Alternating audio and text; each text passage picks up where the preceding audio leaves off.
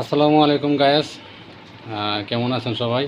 আশা করি ভালো আছেন। গায়াস, এই যে প্রবাসের জীবন, তো প্রবাসের জীবন কীরকম এটা আপনাদের কাছে শেয়ার করার জন্য আজকে ভিডিওটা করলাম। তো দেখতে পাচ্ছেন এই যে প্রবাসের জীবন, ওই যে আমাদের রুম, ওই রুমে আমরা থাকি। এই যে বেডগুলো দেখছেন, প্রত্যেকটা বেডের মধ্যে একজন করে লোক থাকি। তো এই দেখতে পাচ্ছেন আমাদের দুই ভাই প্রবাসী জীবন, তারা অনেক খুব কষ্টে আছে। তারা এখন এক রেস্টুরেন্ট থেকে খাবার নিয়ে আসছে।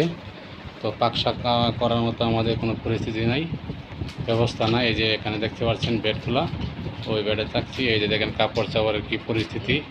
এই যে আমার বেড এটা।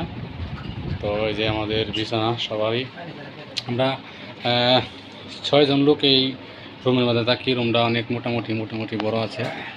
তো নর্মালি অবস্থা, যে ভিতরে একজন থাকে। এখানে হাম্মাম আছে, হাম্মাম বলতে টয়লেট। আর এই যে এখানে আমরা দুই ভাই খাওয়া দাওয়া করছি। দেখি আমরা কি দিয়ে খাওয়া দাওয়া করছি। এই যে দেখতে পাচ্ছেন মাছের ভর্তা আছে, ডাল ভুনা, মাছ ভুনা। এই যে দেখতে পাচ্ছেন ভর্তা নিচ্ছে এবং কি ডাল ভুনা নিচ্ছে। প্রবাসের জীবন। আমার এক ভাবি, উনি বাসা থেকে তরকারি নিয়ে আসে দিল আমাদেরকে মহব্বত করে। ঠিক আছে, এই যে পরিবেশ। এই যে তাদের জীবন কাহিনী অবশ্য বলা যাবে না, খুব করুণ কাহিনী। তো আমরা পাক শাক করতে পারি না, তাই ডাল বোনা দেখাচ্ছি। আর এখানে দেখছেন তরকারি, ভর্তা। তো আজকে মোটামুটি আইটেম ভালো, কারণ একজনে আমার এক ভাবি অনেক কিছু পাক শাক করে আমাদের জন্য নিয়ে আসছে এগুলি। এই জন্য আজকে খাবারটা মোটামুটি ভালোই। চিন্তা করলাম যে আপনাদের কাছে শেয়ার করি।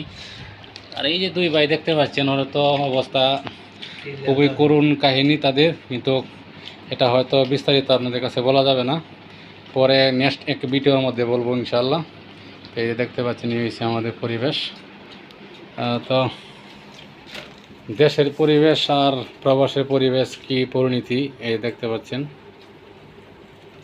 তো ভিডিওটা যদি ভালো লাগে তাহলে কমেন্ট, সাবস্ক্রাইব করবেন, বেশি বেশি দেখবেন।